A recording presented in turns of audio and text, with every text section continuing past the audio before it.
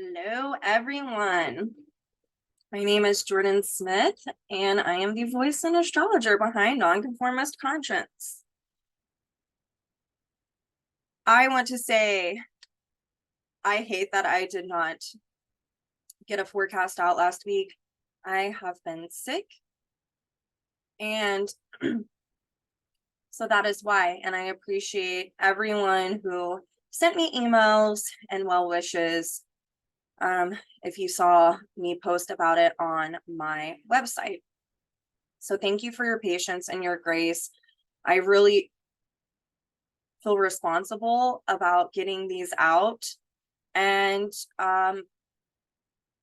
it's a way for me to connect with you guys. And also, I am an evolutionary astrologer. And whenever you do evolutionary astrology, you get major Pluto transits to your chart that you are needing to work through. And so that is part of what is coming up for me. So I just wanted to say thank you for you all's patience and grace. And I want to jump into this week's forecast for you all. I want to break this down. This is, a really powerful full moon coming up on the 29th. So Friday. And there's a couple of things that I want to talk about that I didn't get to last week, but it also correlates with this full moon. So let me get after it for you guys. That way you guys can consciously work with this energy, or you can get validated about how you're feeling or what is going on in your life that maybe this astrology is reflecting. So the first thing I want to talk about is that the sun entered Libra last week. And the sun is a point of creative integration of where we can self-actualize. It is like a tributary that filters through in our own charts, and it brings us vitality. So if you look at your own personal sun sign, this can give you a lot of content about your evolutionary dynamics pertaining to your Pluto, your nodes, your moon, and your Pluto polarity point. In a transit, though, this helps us have a point of integration of what we're working on that helps facilitate our own core evolutionary dynamics. So wherever transiting Libra sun falls in your chart by house, add this into that house to have more understanding, especially if this is aspecting anything in your chart. But whenever the sun entered Libra, it became ruled by Venus in Leo, and Leo is ruled by the sun, meaning that it's in mutual reception. Mutual reception means that both of these are ruled by each other. There's synergy. They can work with each other more easily. And so with the sun in Libra, this is a point of integration for all of the Venus and Leo work we've been doing since June 22nd, excuse me. Venus has had an extended stay in the sign of Leo because Venus went retrograde. She is about to hit, that point of where she turned retrograde next week. But for right now, let me talk about this mutual reception.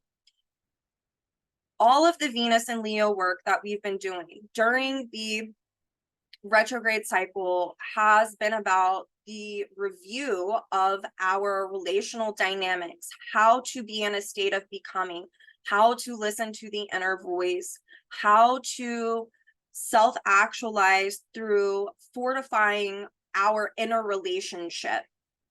So that is coming to understand what our values are, what our needs are, what our personal truths are, what our inner resources are. I swear every time I talk, there's a fly. And also, now that she is out of retrograde, we can really start to implement the work that was up for review during that retrograde cycle as a way to continue to resolve old dynamics. She's also the ruler of the South Node in Libra, and Mars in Libra right now. So with her ruling the sun and the sun ruling Venus, like I said, there's a natural synergy. These energies work together. They're able to harmonize, which Libra loves. But the point of integration is about making sure that we integrate what we learned and what we are learning throughout this whole Venus and Leo cycle as a way to create more balance. It's like an out, or a resolution to the imbalances that all of us have been experiencing. Maybe not all of us, but quite a few of us, right? Pluto is still square this South Node, so there is a huge karmic component about this. So I wanted to say that, and I also wanted to speak about how Ceres is trining Saturn. Ceres is in the sign of Scorpio. Ceres is the archetype of the great mother, the nurturing great mother who helps facilitate the process of us recovering our soul nature. And how we do that by being nurtured by the great mother, the spirit of the great mother. When Ceres is in the sign of Scorpio, we can be looking at the loss of personal power, how we merge naturally with others, our psychic ability to osmose energy into us, and how we can have a natural ability to merge inner resources with others that are spiritual, sexual, physical, money, which would be a little more mundane, but anything of this Scorpio dynamic of merging resources. And the regainment comes through regaining the natural ability to merge and osmose with your soul family, which can be your spirit guides, your ancestors who have passed, teachers from prior lifetimes, teachers from this lifetime, people in physical bodies, and a way to regain the ability to naturally osmose energy through rituals. Think of shamanism or shamanistic practices, a new moon group, right? You're merging the energy with others as a way to facilitate healing. And what that does is it reinstates natural, what is the word I want to use? Natural security. Because in a natural sense, Ceres in Scorpio represents a we type of consciousness, of understanding that we aren't separate. If we're merging, that means we're connected, interconnected. And so there is this transit happening that's wanting to facilitate this process of recovering our soul center, of our re-consciousness, of old, rituals.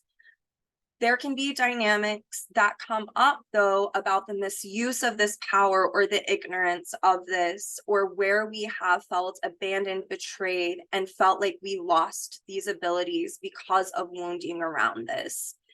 And with Ceres in a trine to Saturn and Pisces, which is retrograde, really helps to facilitate the process of restructuring our consciousness and tapping into our soul-centeredness and we consciousness on a collective level.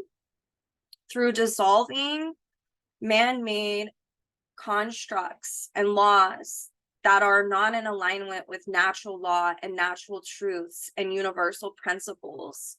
And as we dissolve this through culminating the dynamics by being aware of it, we get to have information disseminated to us about the recovering of our soul-centeredness, of these natural rights of conscious communion with others, with the collective, with spirit, with our teachers, whether physical or in the astral realm.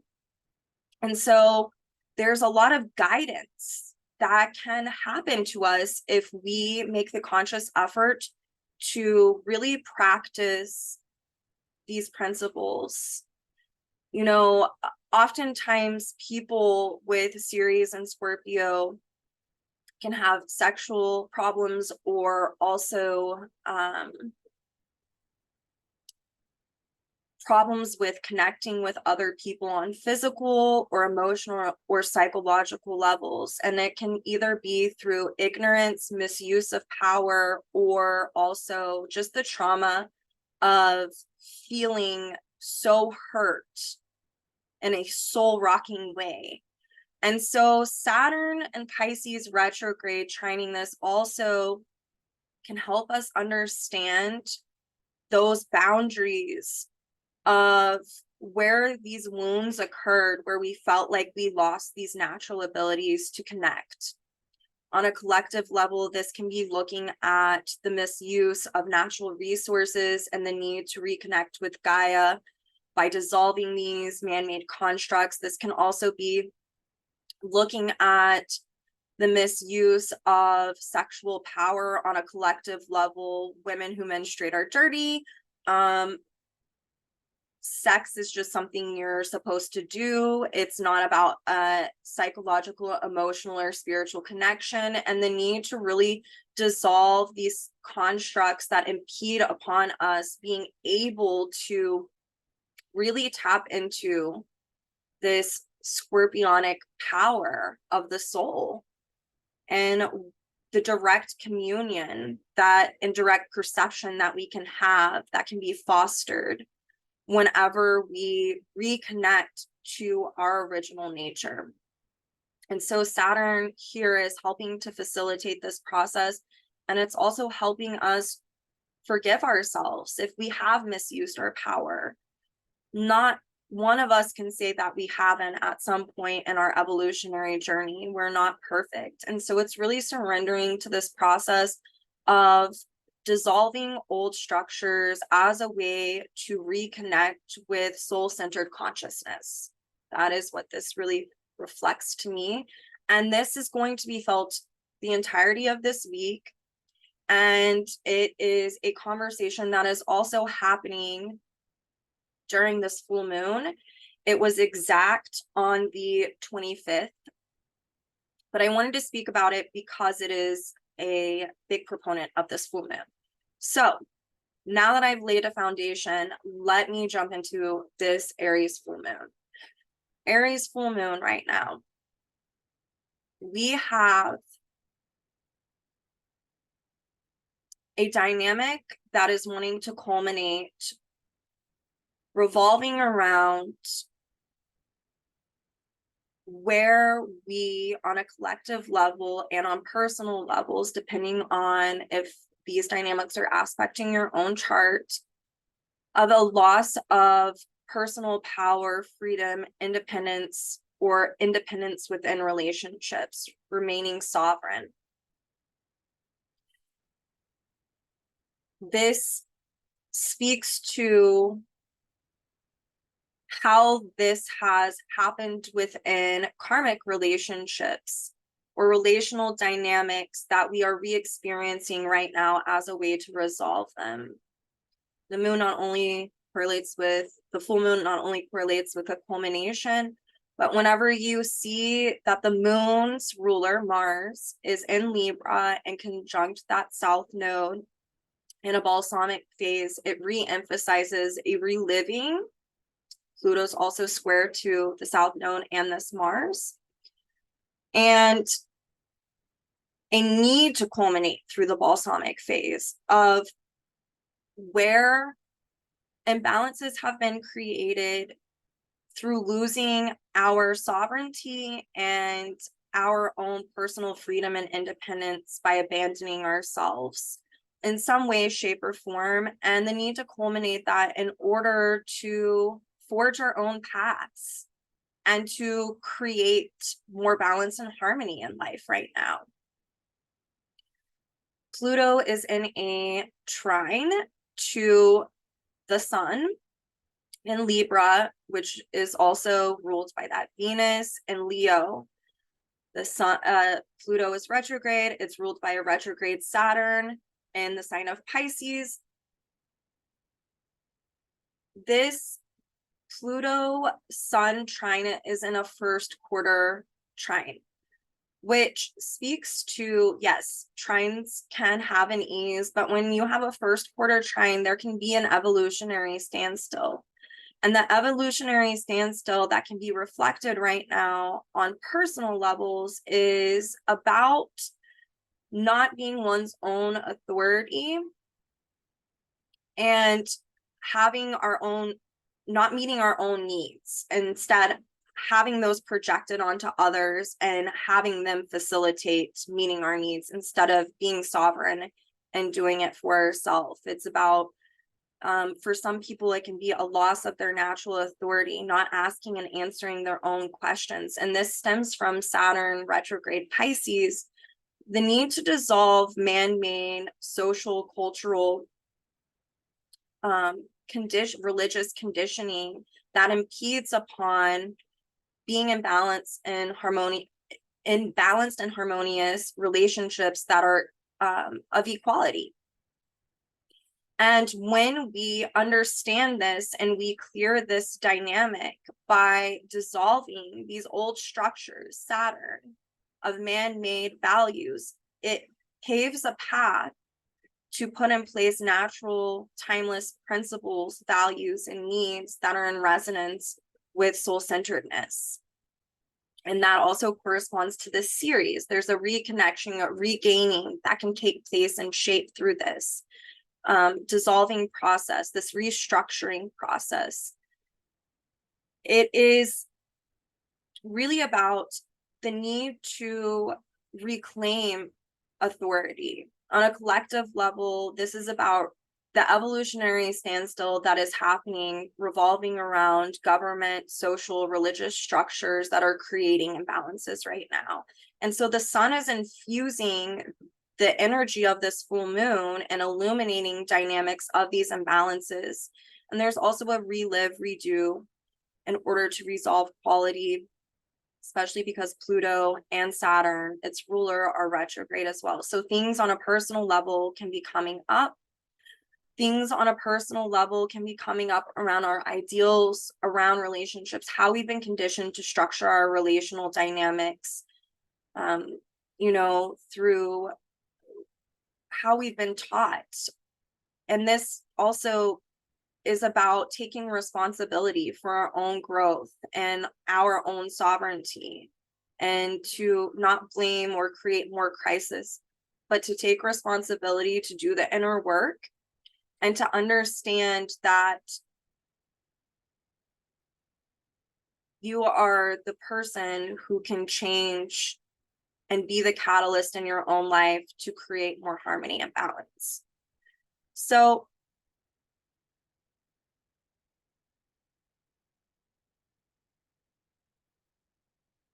during this full moon, we have Saturn also in conjunct the sun. So the in conjunct speaks to this need to be able to, it just re-emphasizes and reinstates what I'm talking about. The need to dissolve these old structures of the conditioning factor to implement more natural principles and universal timeless principles as a way to create more balance and harmony. on a collective level, we're also looking at how we treat our relationship with Earth and the restructuring that needs to take place to create balance and harmony. This can also not just be about relationships with people. This can be your work relationship. This can be your spiritual relationship. This can be your relationship with God. This can be your relationship with Earth. It really is a wide spectrum. It's any type of one-on-one relationship that you're having in life. So if you're seeing an imbalance right now with Saturn retrograde, it's something that is coming back around in this inconjunct to the sun. And the inconjunct really helps to facilitate self-refinement and self-improvement. And a lot of this is coming through self-forgiveness right now with Saturn and Pisces, of not being down on yourself, of understanding that this is a marathon and not a sprint, and that we're not going to be perfect. And it takes action to create counteraction that creates feedback for us to self-adjust and self-improve. We are learning about balance and harmonization right now, and it's infused with the sun in various areas of our life right now. And with the sun's ruler being Venus and Leo, there's an emphasis to really be able to connect with your inner voice and your intuition right now about what it is that you're supposed to be doing as a way to harmonize and to have self-love. So looking at dynamics of, where do you feel like there's an imbalance in your life? Are you showing yourself self-love right now? Are you fostering that inner relationship that we've all been working on since last year? Well, really the 18 months before that.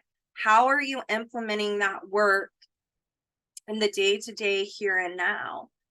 Jupiter is in Taurus retrograde, and this really speaks to understanding one's own personal truths in combination with that Venus and Leo. And as we understand our personal truths and we liberate Uranus and Taurus, ruled by that Venus, as well as we liberate from where we've over-identified with certain social, religious conditioning that's created imbalances, we get to transform our inner relationship to self. And as we do that, it gets us deeper in touch with our personal truths, what it is that you need, what it is that you want in life. How do you utilize that understanding of yourself and those natural truths as a way to self-actualize, to creatively actualize? Understanding these helps us understand what is unique and intrinsic to us. And with Venus in a semi-sextile to Mercury in the sign of Virgo, there are choices that can be made about how we can self-improve through understanding these dynamics about ourselves. And when we discern this information through the intuition and the inner voice, it reinstates and fortifies our inner security and our ability to ask and answer our own questions, which fosters natural authority, which Pluto and Capricorn squaring these nodes is really asking and speaking to. And it's, just reinstated all over the chart for this full moon.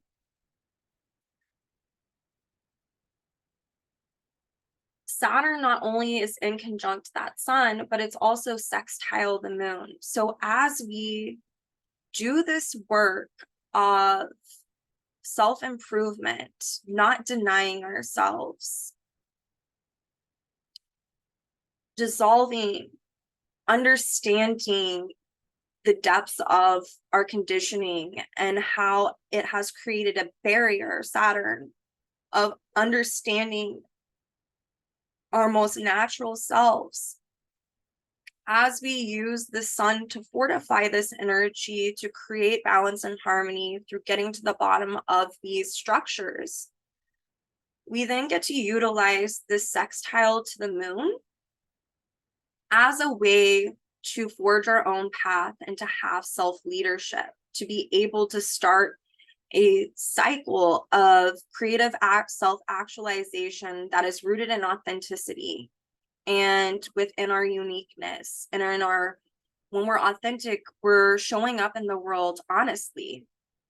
And so this really helps facilitate this process, but it's also just reinstated again. The ruler of this moon is Mars in a balsamic conjunction to the South Node.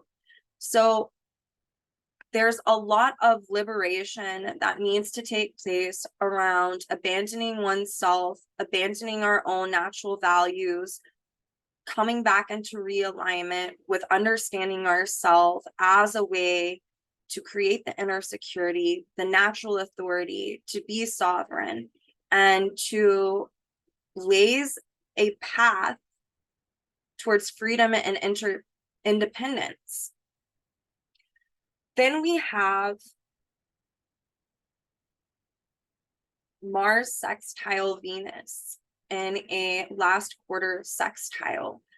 And to me, what this really reflects is as each one of us do our individual work revolving around these themes, however it is showing up for you, there is a social purpose for each one of us.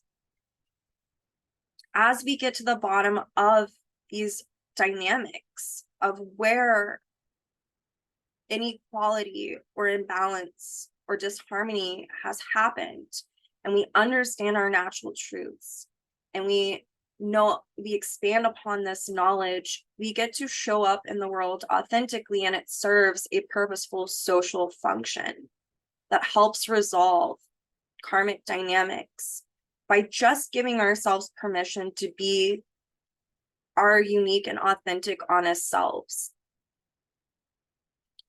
Mercury is in conjunct Chiron. Chiron is ruled by Mars as well. And Chiron is retrograde. And again, the inconjunct is self-refinement, self-improvement. It can not create, but it can trigger a crisis when we're denying what it is that Chiron and Mercury are asking of us in this conversation. Chiron and Aries can be about wounding around our freedom, our independence, our ability to be a leader of our own life, to forge our own path. And it can be around childhood wounding, early conditioning that is just conditioning that happened in prior lifetimes that you're picking back up on and reliving in this lifetime as a way to change the awareness around this dynamic with Chiron. Chiron in conjunct Mercury and Virgo is about taking the practical steps to heal whatever it is that's coming up for you. For a lot of people that I've been seeing, this Chiron has been activating their attachment styles and getting them in touch with their conditioning around attachment styles. Are you someone who has secure attachment styles? Are you something that would be the best? And that's really what this is speaking to, is being able to self-improve in the ability to have secure attachments by creating independence while remaining independent while in relationships. That also helps create equality in relationships, because it says, I'm allowed to be me, you're allowed to be you, and we can come together, but we also are not enmeshed. But with Chiron in conjunct Mercury in Virgo, it's not only about the self-improvement, but it's looking at have attachment styles in your life that have been conditioned, that were examples to you early on, early childhood, Aries, Mars dynamics, and how they've created imbalances. What is your attachment style? Is it an anxious, an avoidant, or is it a mix of both? And how can you discern that in order to, when we come into awareness about it, it helps us regain natural authority, because when we have awareness about something, it helps us make a new choice. And Mars and Virgo is saying that things can be coming up again around these dynamics as a way to make a new choice. You can also be having messages imparted to you right now through the higher mind, seeing as Mercury is also trine Uranus. And technically it's still trine Jupiter. It's, you know, in a wide orb, but it's also semi-sextile that Venus in Leo. So it's really infusing this energy with being able to ask and answer your own questions, discerning, making a new choice around what it means to be sovereign and hold to yourself. How can you make new choices that step outside of your status quo, what's known and familiar? How does inner security look for you? How does knowing yourself help fortify that energy? We also have, I want to make sure that I am getting everything. I wrote notes. I also have the chart, but I just want to make sure.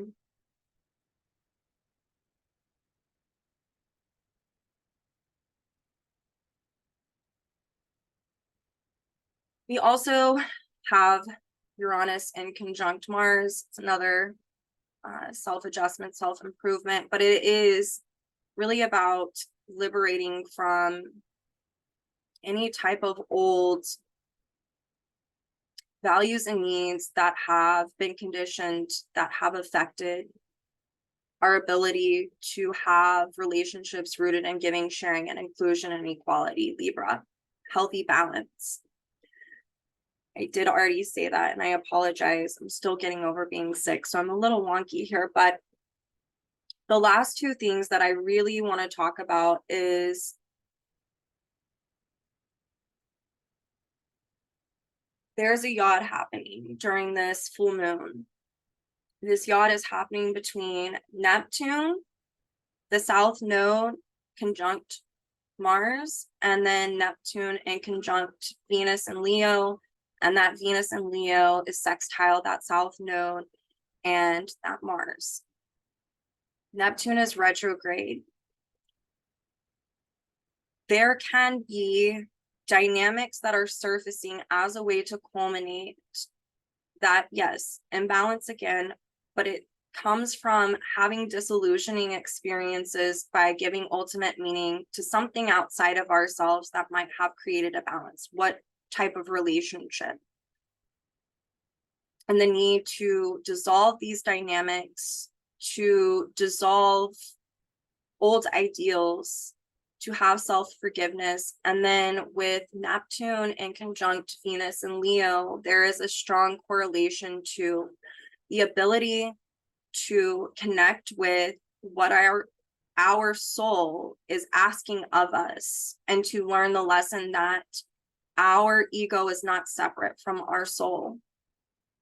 And when we choose to listen to the inner voice, the psychological phenomenon, that is directly correspondent to our soul, which is directly correspondent to source, and helps facilitate the choices that need to be made in order to resolve these dynamics as a way to self-improve. And with Venus sextile that South Node and Mars, it reinstates that.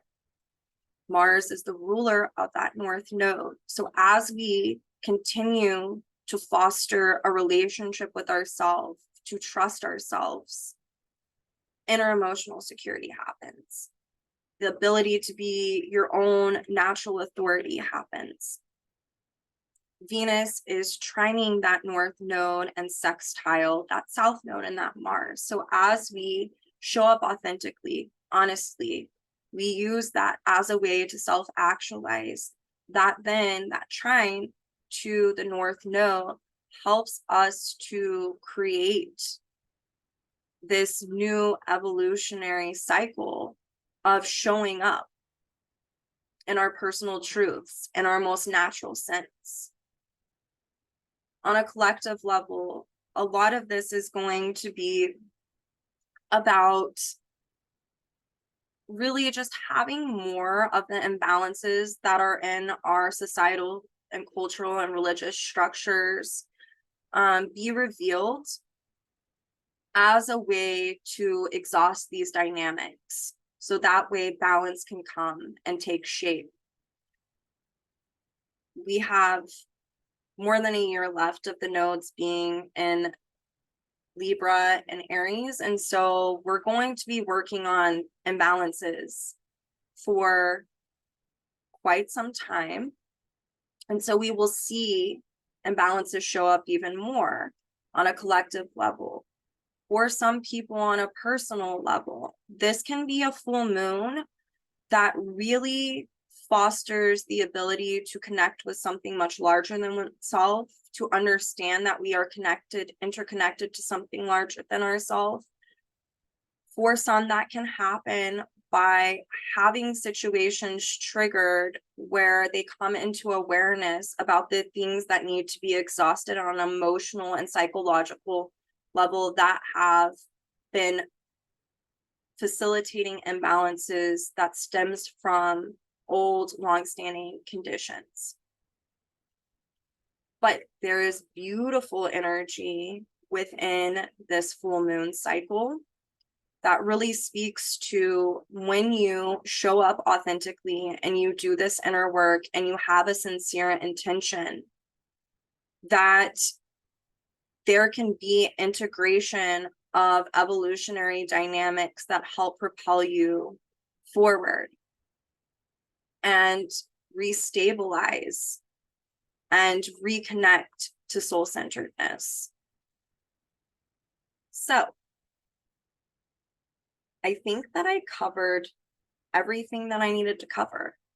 And I hope you guys have a beautiful, awesome full moon. I will be here next week, I promise. I did an eclipse panel. I will put the link to that. I am going to be making a post about everything you need to know about the upcoming eclipses. I'm going to have other astrologers.